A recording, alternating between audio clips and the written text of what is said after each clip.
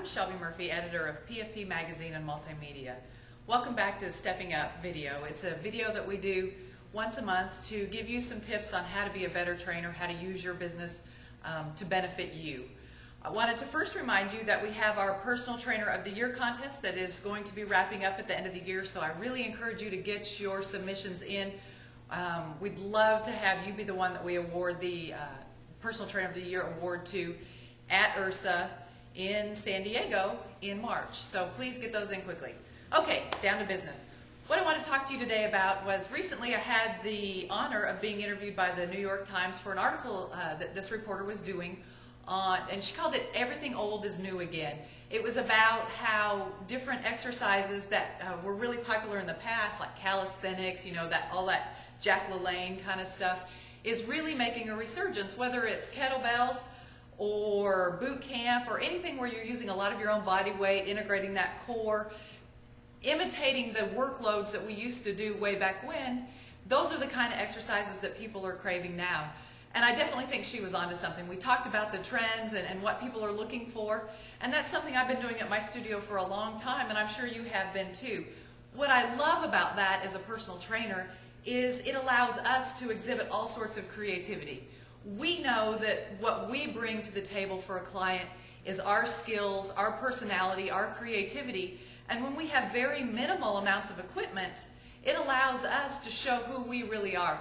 We know that the product is us. It's not high-tech equipment. You could go out and you could buy all sorts of fancy machinery and equipment and put people on that, but that doesn't get them a better workout. What gets them a better workout is you being really fired up and using all of the different modalities that they may have used, 50, 100 years ago.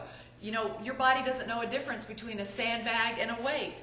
So you can use all of these different types of things and deliver this really fabulous workout to your clients on a budget, but with massive more creativity than it would take to just set them in a machine. So I love that concept, and I think that that's definitely going to be within the future of training more and more, that we're moving back to simple equipment, whether it's a sandbag or a kettlebell or a dumbbell or a barbell or a sledgehammer or whatever it is.